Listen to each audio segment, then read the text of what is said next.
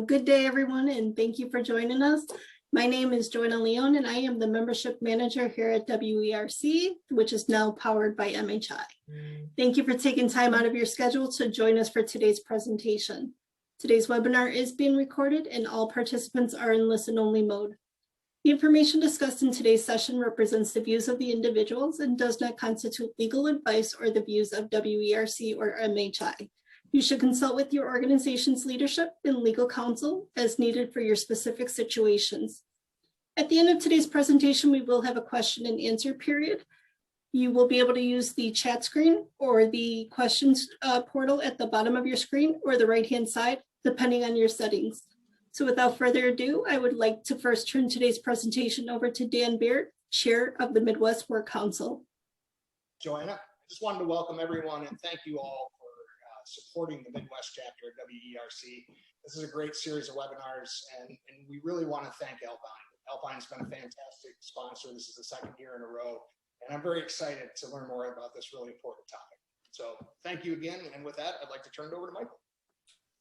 Hey, Dan, thanks so much, and congratulations on your success. The Midwest is here and represented well, but we also have other parts of the region joining us today. So the first session we're doing in this 2021 is called Top Tips for Improving Workforce Inclusivity. So for those of you that don't know, my name is Michael Wohlwend. I'm based in St. Charles, Illinois, and I am former WERC president and co-president. I guess that's what happens when you get off the executive board. But the Midwest chapter is near and dear to my heart, based in St. Charles, Illinois. And in 2010, I joined an organization called Gigi's Playhouse, and it's Down Syndrome Achievement Centers. And at that time, I was on the work board with the gentleman on this panel, Randy Lewis, and I was on Gigi's board.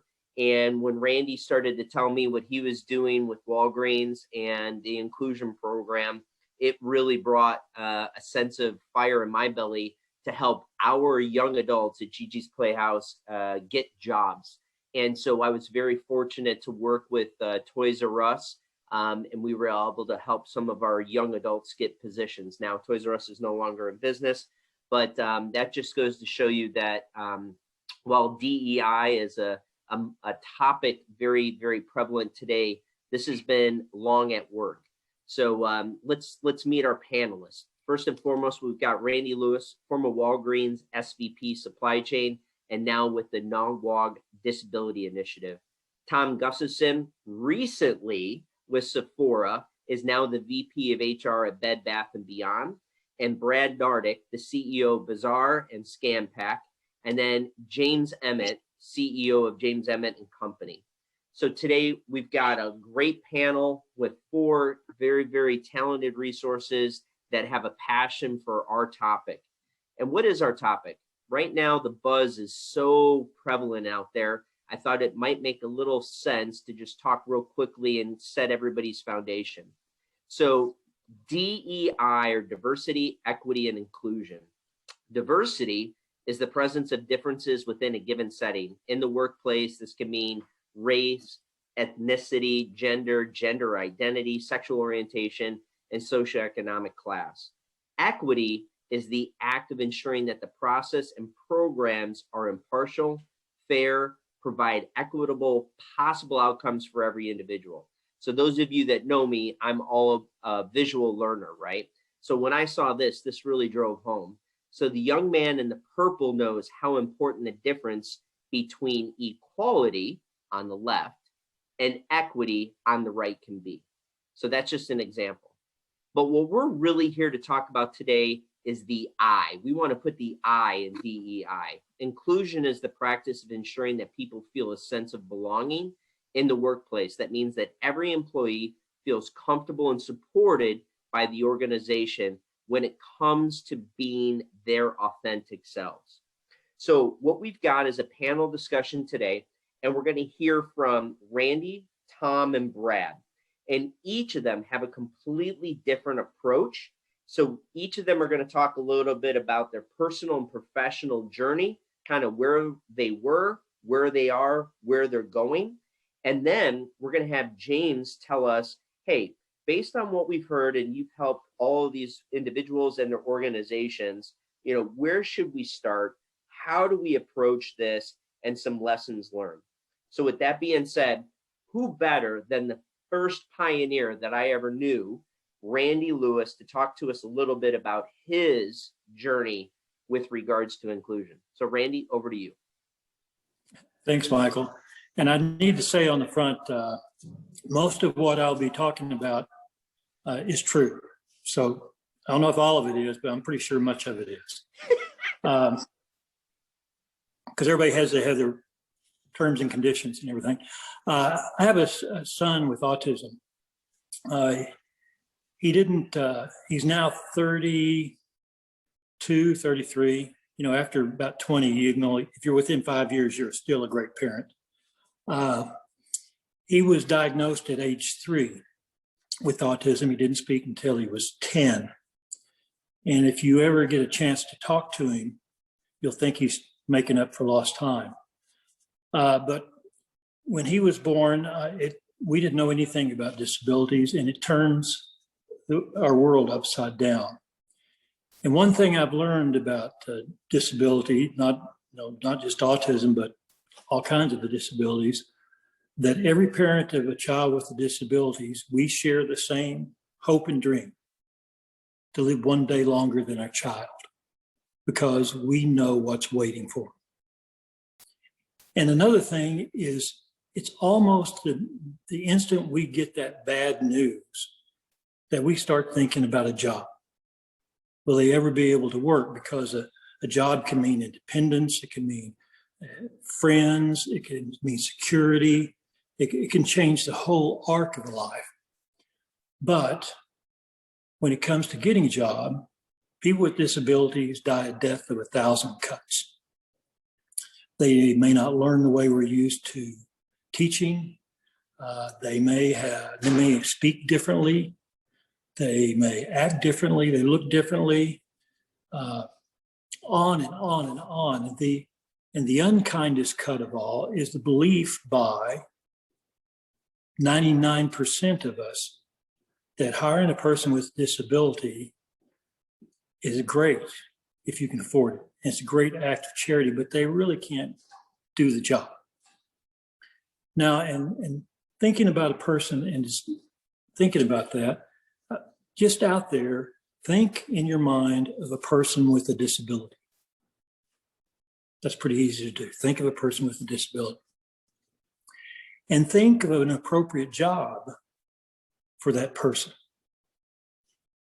That's pretty straightforward too. So this was my son, he was born in 89, I think. So in the early 90s, when I got my job as head of supply chain in 95, I started thinking about how could we hire people with disabilities. And I thought like anybody else, now that person you're thinking of, was that a person with an intellectual disability or a deaf person or somebody in a wheelchair? Because that's what most of us think about. And that job that you're thinking about, would you use the word repetitive to describe that job?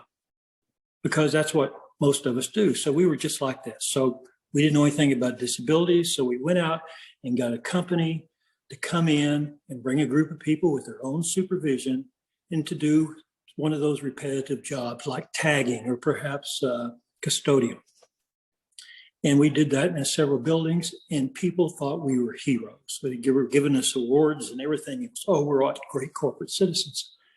And I was down at one of our centers in Dallas, and this woman was showing me a picture of the group, and she was talking about it, but she was in the picture. And I really didn't know who she was. I didn't know she was our employee, was she whoever she was, and she must have seen the confusion because she said, "Oh, I'm not one of them, I'm their sponsor." And I thought, wow, we've got this wrong. They're not our employees. They're not doing jobs like everybody else. And worst of all, they're not one of us. And I got to thinking, saying, certainly in our buildings, there's somebody in those groups that we've been around enough that we think would be successful doing our mainstream work.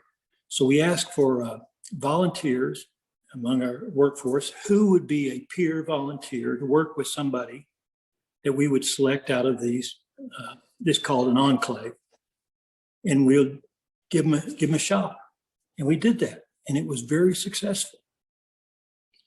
And from that, we thought, yes, why can't we expand this? Let's go ahead and ask for peers, and we can bring them on board and let them learn the job. They don't have to interview because they're probably not good at interviewing. They don't have the work experience that we really look for in a resume. Let's let them demonstrate they can do the job. And when they're successful, we'll hire them. And we were getting ready to build a new center. And we thought, gee whiz, here's a new building. We're going to have 600 employees. And I remembered that we use typically two peer people for each person with a disability. And we brought James on board. And I asked James, I said, how many people with, for a person with autism, how many peers do you think we'd need? Because we thought autism was a tough disability. And he said, I don't know, 2. So there was our study. So we said, we'll make 1/3 of the workforce people with disabilities. And we did do that.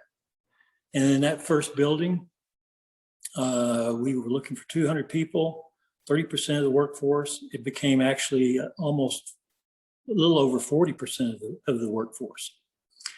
And people asked, was it successful? Yes, because we measured all the numbers. What we found out, by the way, this building became our most productive center in the 100-year history of our company. We found that productivity was the same or better for people with disabilities. Safety was better, which is always a concern. Oh, we got all these dangerous things. We got forklifts. We got things that can cut your hands off. We got all kinds of stuff. Safety was better. People ask, well, why is that? Here's the secret. They follow the rules. And we turned out we use people with disabilities to do our safety training because they know the rules. That was the other thing. Absenteeism was half. Retention was more than twice as good. So it was a win-win-win. And what we didn't expect, but what happened, and you can go on the website nogwog.org or look it up on YouTube, was the impact on management, on the impact on the culture. And it was because what changed, instead of focusing just on the numbers, managers will tell you the focus here is to make everyone successful. And make people successful, you have to learn the person, you have to learn what motivates them. But let me tell you, when you have an environment where everybody knows what the goal is and everybody is focusing on making everybody else successful, it is like lightning in a bottle. So we did that. And what gave that movement power, and we spread all across all our DCs. So within 4 years, we were 10% of our entire logistics workforce, over 1,000 people. That has continued in the years since then. It's almost 20%, 2,000 people. We gave it away. We brought in a lot of other companies, and some of the companies have seen it. Tom has seen it. James continued on helping a bunch of other companies, and we still do that and give it away.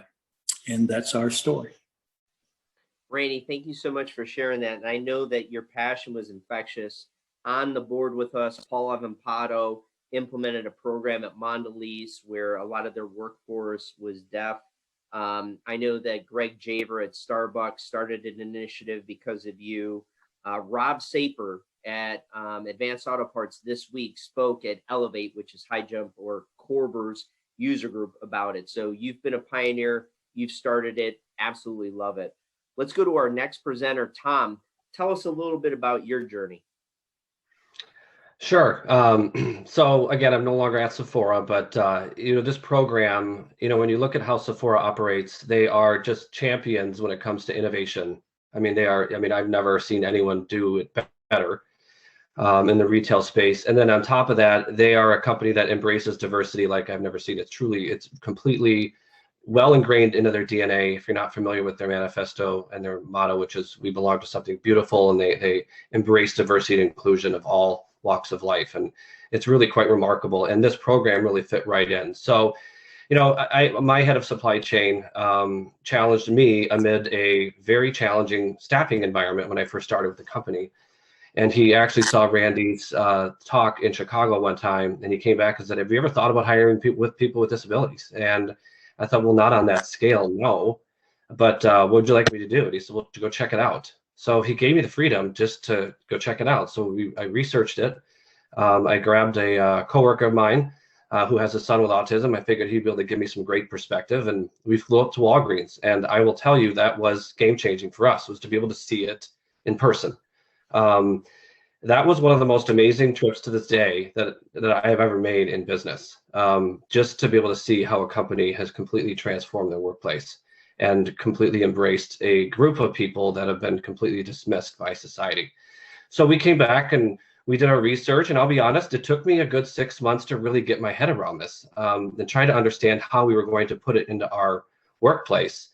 And Randy was a great coach for me, because there was a point in time where he said, "Have you decided to tell the rest of the company what you plan to do with this?" And I said, "No." I said, I don't know if we're going to be successful with this. And he said, "Well, how do you know if you're going to be successful, or how do you know you're going to get the support unless you put it out in front of the company?" So I talked to our SVP of supply chain, and we did. And that's when I learned that following the model exactly as Walgreens has designed it is what we were going to do.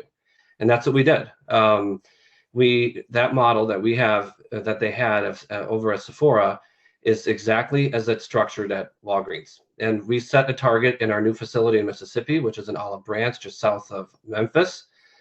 We said we're going to hire 30% of our workforce with people with disabilities. And it took us just shy of 2 years to be able to do it. But I would tell you that the attitude that we took as a team was that we knew that we were going to we were going to scrape our knees, we were going to make mistakes along the way, and we knew that that was something that we were going to have to do, and that created the safe space for the team to really get in there and try something fun and different and not be afraid to fail. And it's amazing when you watch a team perform when they have boundaries that are like that. So we were able to date, I believe they're up to about 140 or 150 individuals with disabilities, which represents about 7% of their workforce. And the plan there is to be up to just shy about around 220 or so by the end of this year. So they keep climbing those numbers in all of their distribution centers. So it's been a great ride. So you talked about where you were, where you are. Maybe just give us a minute or two on kind of your vision for Bed Bath & Beyond now that you're going to do it maybe your second time around. Sure.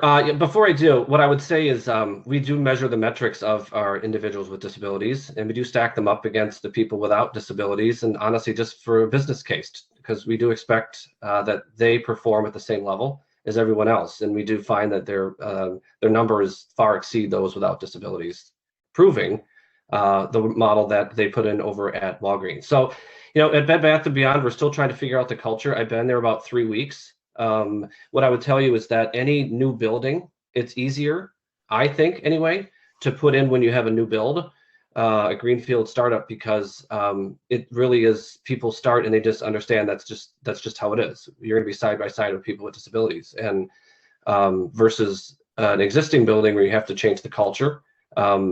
That's what we learned through this process. But yeah, you know, at Bed Bath Beyond, I think, you know, we're starting our journey down the diversity and inclusion path.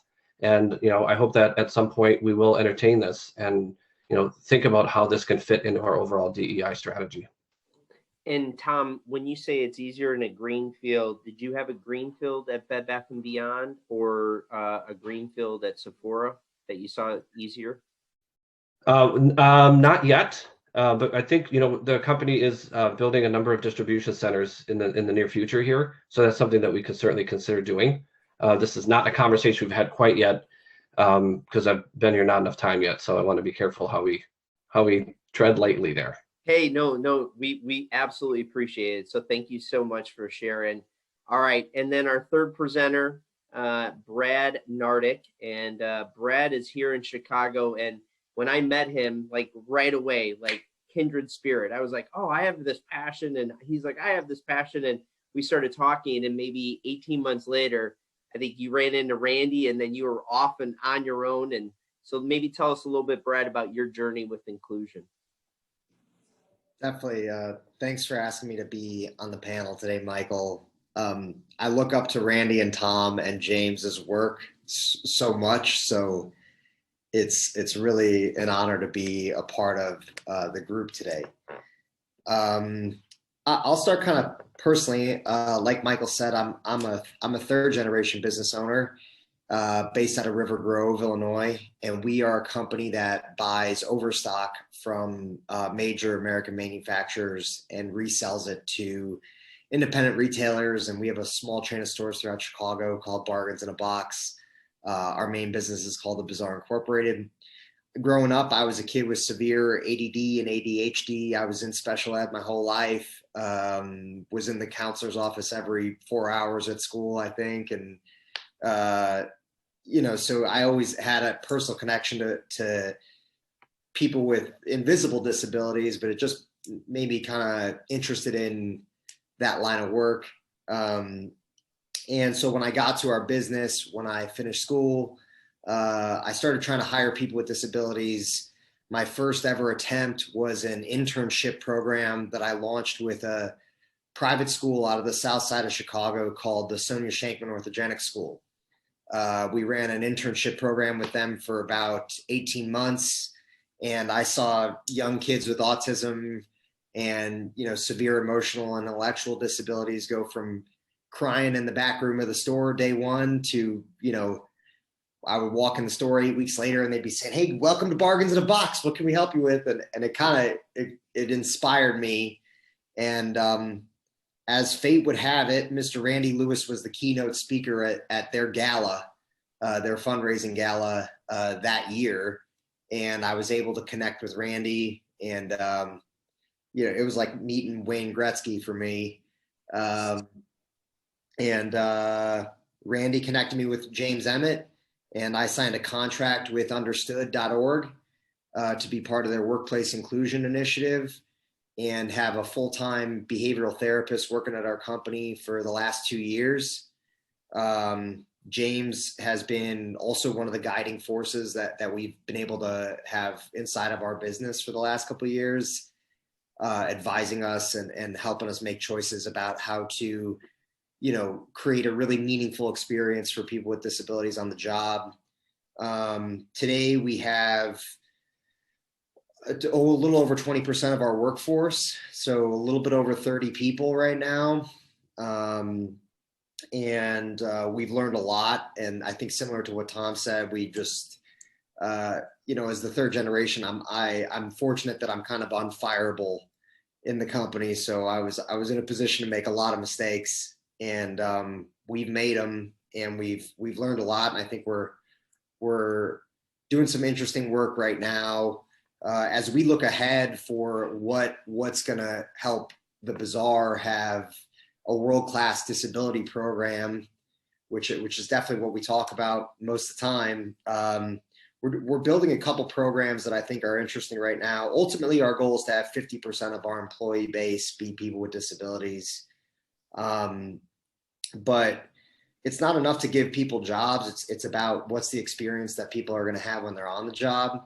And so we're developing an on-the-job soft skills training program. One of the things that we found when we started to integrate more and more folks with disabilities onto our teams is that there's a little bit of a learning curve of how to interact in the workplace. How do you ask your manager for advice? How do you bring up a question? So we're developing a training track that'll happen on the job for people with disabilities to get, relevant communication skills, I would say. That they could then take to a bigger company like a Sephora or Walgreens when they leave our little shop. And the other thing that we're working on is a little bit different of a program, which is kind of a job carving program. And we're basically developing a few positions that we feel people who maybe are a little more severely disabled and are not able to work 40 hours a week. We're carving a few positions out that we think 8 to 12 hours a week for some folks is a definition of a fantastic job. So that's a program that we're developing alongside James right now. And I love the work that we are able to do.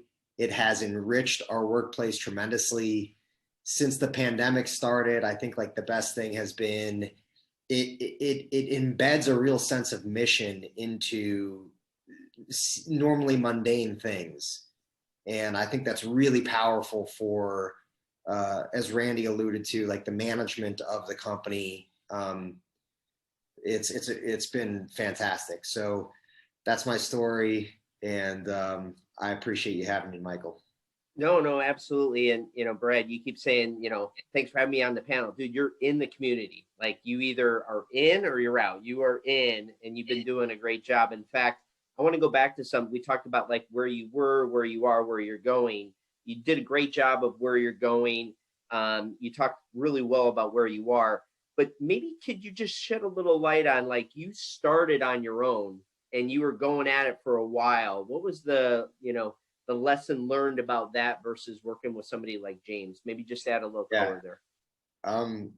I think the first lesson is I just never thought like I should Google this. I should type, disability employment into Google, and I'm sure I could have met Randy, saved myself 3 years of frustration. But early on, I think what we were planning on, and our program today runs a little bit differently than the model that I think Randy deployed, where we don't have job coaches on site. We are not a big enough employer for a lot of these organizations to really want to send their staff onto our facility every day. So I think early on, we were hoping that our disability employment partners, the community resource groups that we were going to recruit from, were kind of going to do the tough work for us. And we didn't have much of the emphasis on training our management team how to manage people with disabilities, which I today, now that we've been working on that, don't think I don't think it's that much different than how we really should treat anybody. I'm always astonished at how simple it really is. But early on, we went to one local partner and we thought they were going to be the golden ticket to make it work. And I think once we started to take ownership that as the Bazaar, we own the program. We don't rely on the state. We don't care about tax credits. It's our responsibility to get people in and make them productive. It's our responsibility to take care of them when they need help. And we have some leadership inside of our business that makes that possible. My district manager for Bargains in a Box, his cousin is on the autism spectrum, so it's personal to him. He cares a ton about it. Things like that are kind of how I think we started to turn the corner. But when James came into the picture, I sort of say that we went from amateur to pro. We got a lot more organized, and so I think that answers your question. Yeah, no, that's exactly it. So I think what's interesting is I talked at the beginning, Randy was a pioneer, right? Walgreens, he's been doing it for a while. You went on your own. You were having at it for 2-3 years, and then you kind of got a little bit smarter and into this community with Tom and Randy and others out there. So thank you for sharing that. So let's go to our fourth. James, it sounds like you're kind of the glue here. So you might actually be the rock star. Maybe talk to us a little bit now that you've heard a little bit about Randy's journey, Tom's journey, Brad's journey. What is the right approach and what help is out there? So maybe we can learn a little bit more about you and your organization and how you help those that want to put an inclusive program out there. Yeah, Michael. So thank you very much.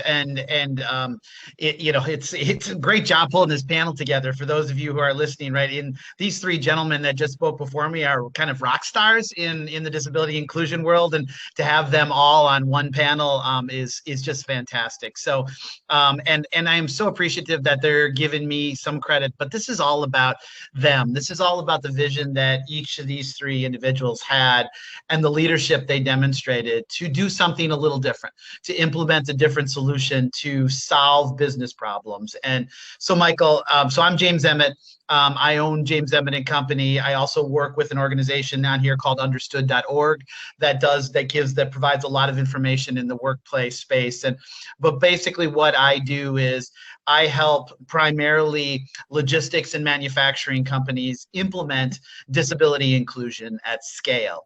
And so I kind of wanted to start with the very present just quickly, right? I am on the road, as you can see behind me, I'm on the road and I'm on the East Coast. And this morning I met with a 3PL, a 3PL provider. They have several distribution centers across the world. Here on the East Coast, they have a distribution center that has 200 people.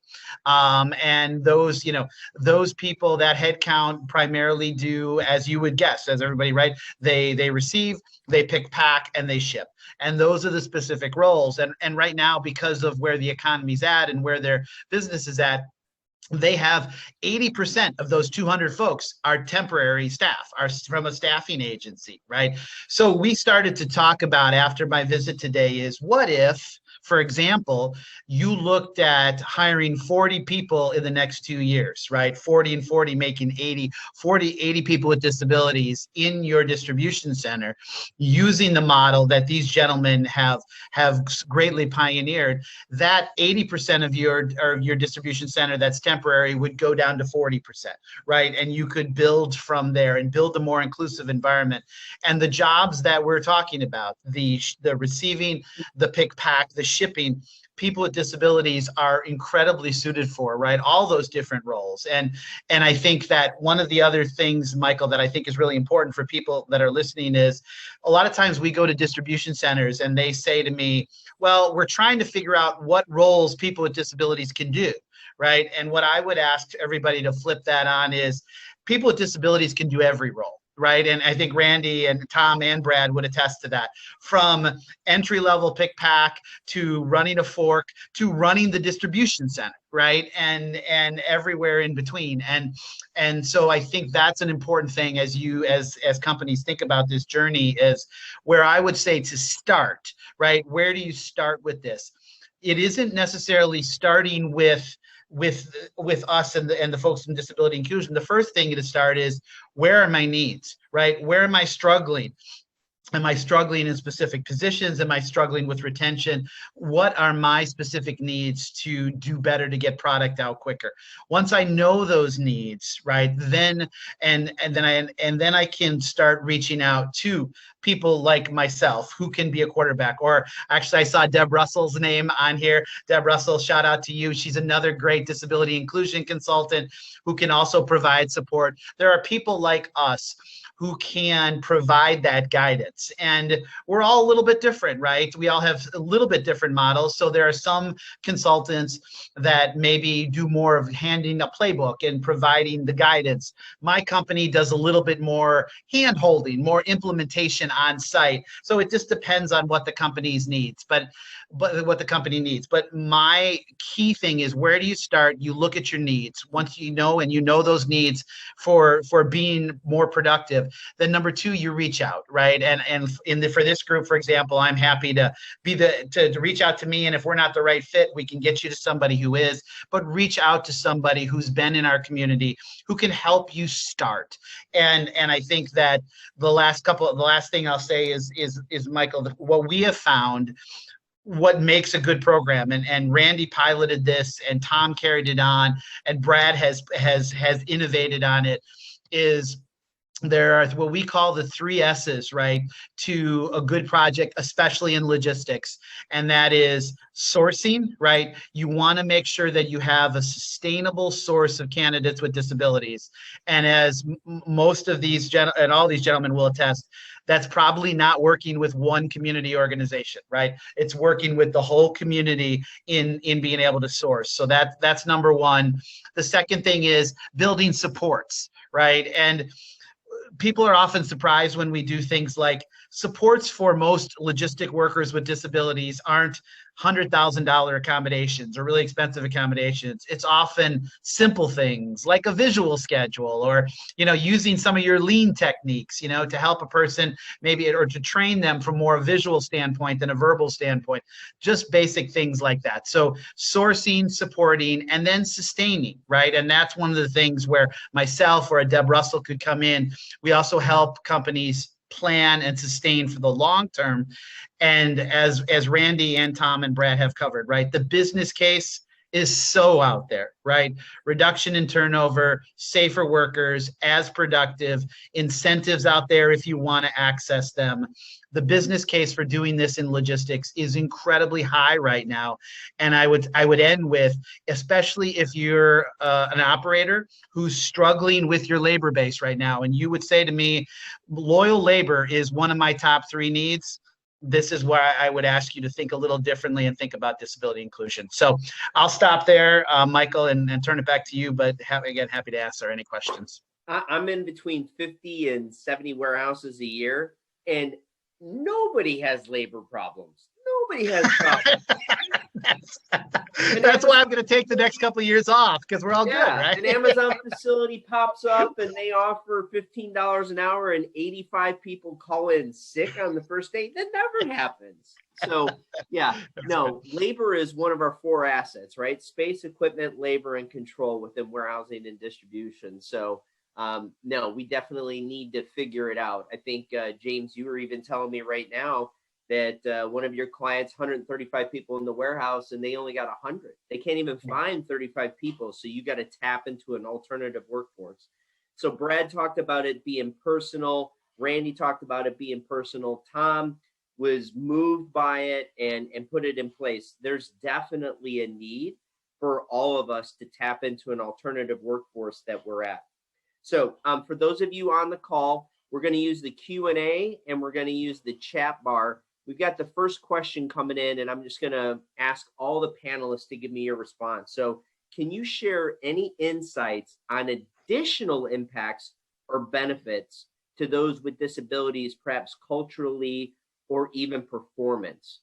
So Randy, we'll start with you. Any insights on additional impacts or benefits to those with disabilities?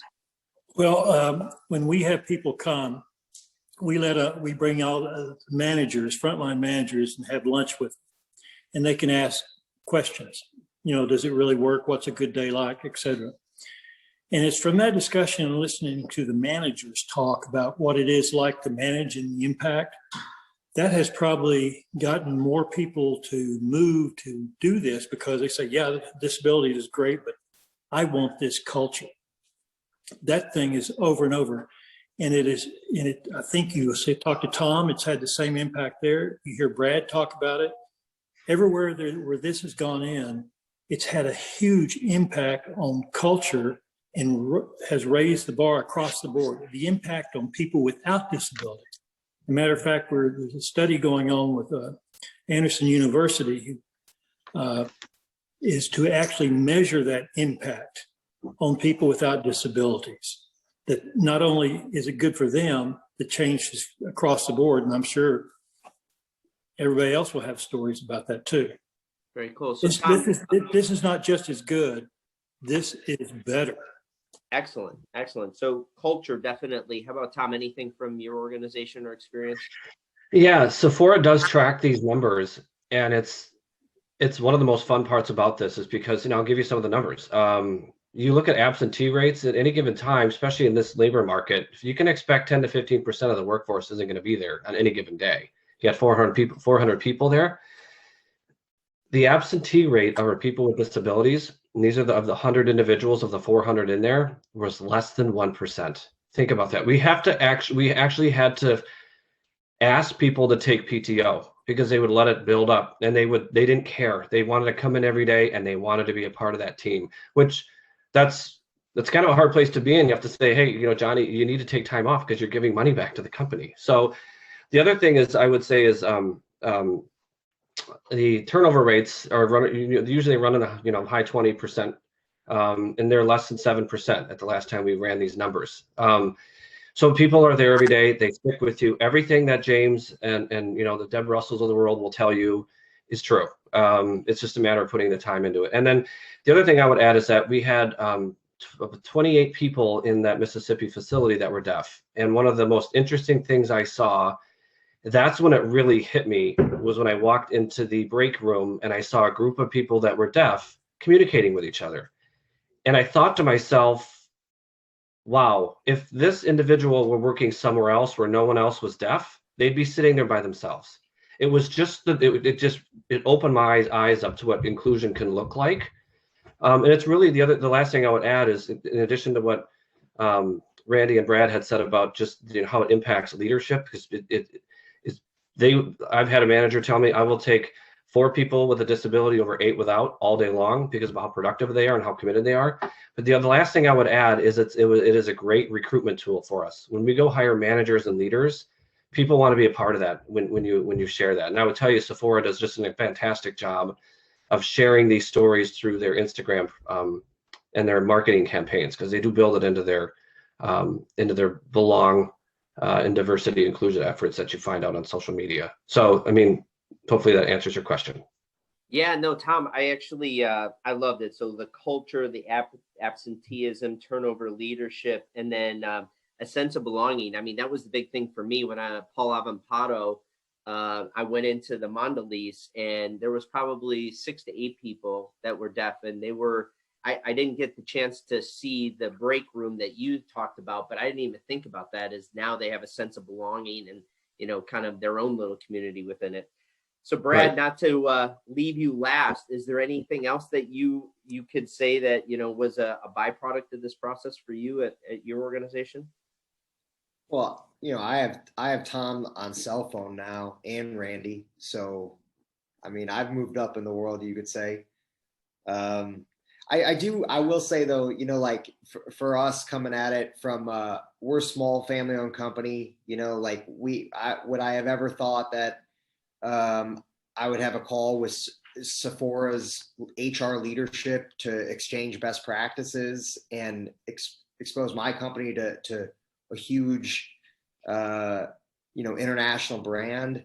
I think that's a, if there's anybody who is listening, who's a part of a mid-sized or a lesser known organization, I do think it connects you to some really interesting companies. But I don't think there's anything I could add that Tom and Randy hadn't spoken. No, you did. You said it. It doesn't matter what size you are, right? You can be a small organization. You can be a large organization. There is a unique community out here, and we collaborate. So come join us. Absolutely, Brad. Well done. James, is there anything that we missed, right? We talked about culture, absenteeism, turnover leadership, a sense of belonging, the community, the collaboration, small, medium, large, it impacts all sizes of organizations. Is there any other byproducts that we didn't talk about that you've had experience with that you want to share? Yeah, I mean, the only other thing that's a great list, Michael. We're glad we're recording this. The other thing that I hear from DC to DC and logistics operator to logistics operator, after they've implemented this program, we hear almost to a company saying, we've become better operators, right? And we kind of covered that, but we've become better operators. What does that mean? It means that we are better at giving clear directions, clear feedback. We're better at structuring our jobs. We're better at providing visual management. We're better at doing these things because that's what initially we wanted to do for folks with disabilities. But you know what? It just kind of works, especially in that environment, right? So we hear that time and time again. It has helped us hire great people and change our culture, but we're better operators at the end of the day as well. I love it. Love it. Love it. Love it. Okay. Can I Go ahead. About deaf people. people say, well, where should I start? And I said, well, if you want to do it, the easiest way is go out and hire one deaf person.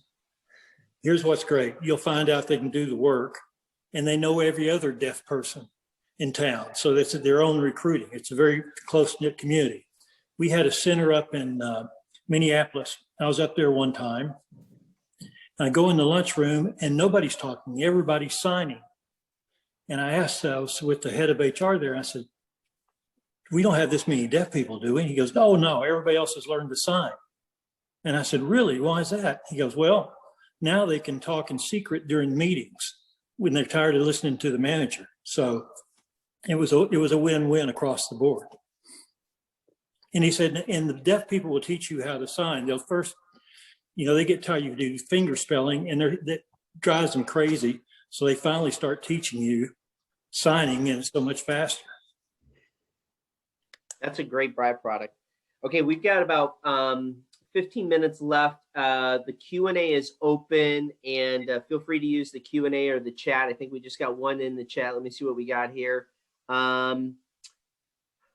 Everybody's just really excited to be here. You guys are doing a great job. So I got two things, and I want to make it kind of clear and concise. So the two things I want to talk about is the hurdles. Like we talked a little bit about job coaches and transportation as a hurdle, but then I also want to talk about lessons learned. So let's start. If you had to say one lesson learned, and we're going to go in reverse order because Brad kind of got a little short-sighted there. So Brad, one lesson learned to share with the group. What would be your one lesson learned about starting this program and giving some feedback to somebody that's about to embark upon this journey?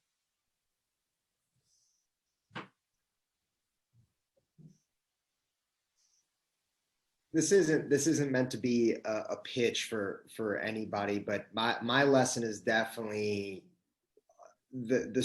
as soon as we partnered with people who have done this work, we accelerated our program, in 3 months more than we had in the 3 years prior. So like James and like Deb Russell, there are a lot of good consultants who can come in and help pave the path. I'm in Chicago. You can friend me on LinkedIn. I'll come out for free. Sorry, James. But hey.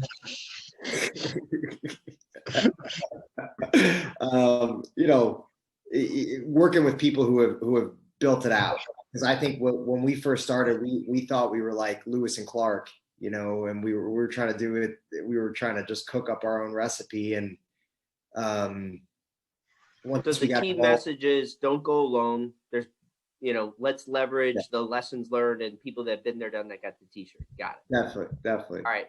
Tom, what about you? What's your biggest lessons learned? I think for me, I mentioned it earlier, I think it's creating a culture where failure is okay. And, just as Randy mentioned earlier, when he said, we're not doing this the right way, you're going to have moments like that. And people with disabilities, I've learned they're I don't know how to say it. Even referring to a disability with the wrong terminology is an example, right? But the way we went about it is we were probably being a little too managers and supervisors weren't holding people with disabilities as accountable as they should be, right? And we have to create a culture where it's okay for them to admit that, and then we can at least work through it then, because people with disabilities want to be held to the same standard as everyone else. And so there are times where that's what I mean when I say creating a space for failure. It's okay to say, I don't know how to do this. But at the end of the day, once they do figure it out, it changes their lives. They love it. They love coming to work. That's great. Culture where failure is acceptable, and it's okay. You're trudging on new territory. If you don't know how to do it, ask for help. Excellent. Yep. Excellent. All right. Randy, how about you? Lessons learned. I would say commit to go big and set a goal. If you're just going to dip your toe in this, it'll never take off. And it'll have the advantage when you kind of commit, we're going to go this way, it opens up everybody. Everybody wants this to happen. Everybody wants this to be, and it'll engage. And you cannot do it using your traditional methods of giving out job descriptions. Maybe if the disability community, so they're not used to going big. They're used to begging for a chance to fight, get your job descriptions, which nobody has a job descriptions. That's correct, by the way. And then giving you somebody to interview who may not look you in the eye and doesn't have the work experience, and it doesn't work out.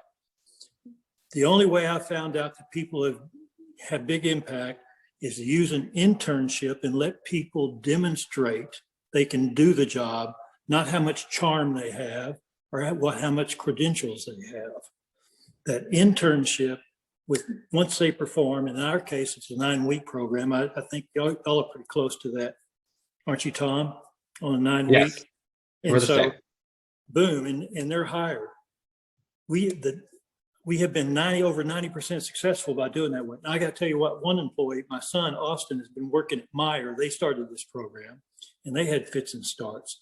But Austin has been there 7 years, not a single day off. And we've got to take him to Roswell, Mexico this year because he's got too much vacation time. And why Roswell? Because he fell in love with aliens. Pretty logical because my son's sort of like an alien too. So he's going to go see the home team. But that would be. Randy, great one. All right, James, bring us home. I mean, you've been there, done that, got the t-shirt, been on all these journeys. What's the biggest lesson learned from your perspective that hasn't been addressed, right? Partner with the right people, culture to fail. It's okay to ask for help, commit, go big, and offer the internship. What other big lessons learned would you want the team to know here? So the number one with a bullet for me is address your fear and your stigma openly as leaders, right? People that are new to this are probably saying to yourself, well, listen, what these gentlemen are telling me is I can open up a dramatically new labor force that's going to stay, that's going to be happy. I can get return on investment doing it. It's going to tell me a good story. What's the catch here, right? Why isn't every single company in America doing that? And my opinion is because we all have fear and stigma around all DEI issues, but specifically around disability, Michael. What we find company to company is the reason they don't pull the trigger is because the leaders are afraid this really won't work, and they haven't taken time to kind of openly address their own stigma about people with disabilities, about people with autism. I don't think somebody with ADHD can do this job because their attention will be, those type of things. Instead of kicking those issues under the table, talk about them. Bring somebody in, have that and analyze it. And that's one of the things we do all along the journey, right? Is as we expand across companies, across a company, we continue to have those fear and stigma discussions. And the best way to address that is through open and honest communication internally and eventually with some other folks from the disability community. James, that is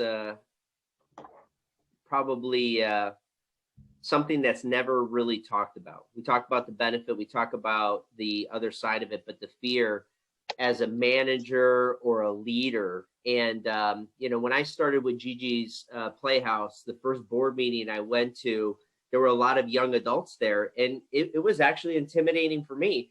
Now, 10, 11 years of doing it, I see them, they know me, they high five me. A lot of them are interns in the Hugs and Mugs. And 2 years ago, Alpine sponsors a lot of our local customers at the Gigi's golf outing. And that was the first time a lot of our clients got to really see, like they get the Thanksgiving mug from Alpine with the Gigi's logo on there, but they got to interact with the young adults. And 3 of the executives came to me and said, the best part of the whole day was interacting with the young adults and just opening their eyes to people that have Down syndrome. They just wear it on their face, but they're really sweet, kind, generous people. So I agree. I think that the fear and being able to overcome that fear is probably a big part of it. So, wow. Thank you for sharing that. Go ahead, Well, Randy. I think your question, we got to face our own fear. I mean, as leaders, we've got to overcome a fear and face those, but we also got to help those below us. When we opened that first building, it was a big concern from managers because they worry about making a mistake. And we had to tell them, we're going to make mistakes. We make mistakes in other areas, and what do? We correct it and move forward. And our first manager there, we gave him some training, maybe a day and a half of disability sensitivity, but that didn't answer all the questions. So what he would do at the end of the day, he would have everybody write their questions and drop them in a hat so they wouldn't have to say, I had a stupid question. And they'd just go around the room and they would come up with an answer. And sometimes he'd say, we don't have an answer to that. But the truth is, most of the things that you're worried about don't happen. And the things that do happen, you never thought about. You know, we used to worry about how deaf people, if we had a deaf person in the bathroom, how would we know they're in there? That's what we worried about. That never happened to be a problem. No, not at all. Well, on the behalf of the entire WERC organization, I want to thank everybody so much. I absolutely love all the questions, all the participation. This is the first we're going to do this. What I'd ask for is when we end the session, a survey will pop up. We would love to get your feedback so that way we can cater our monthly webinars to topics, relevance, what you like, what you don't like. So if you guys could do that for us. So on the behalf of the entire WERC organization, Randy, Tom, Brad, James, thank you so much for taking the time today. And please note, on May 25th, increased agility in the face of unpredictability. So we've got Chalmers Street and a couple of clients talking about how as their quote unquote, right, new normal impacted them and how they were able to face that challenge in the warehouse. So I hope you guys will register for May 25th. Thank you guys all for taking the time. We really appreciate it. We couldn't do it without you. And I challenge everybody on the call to go in and start your inclusion program today. Thanks, everybody. Thank you. Thank you.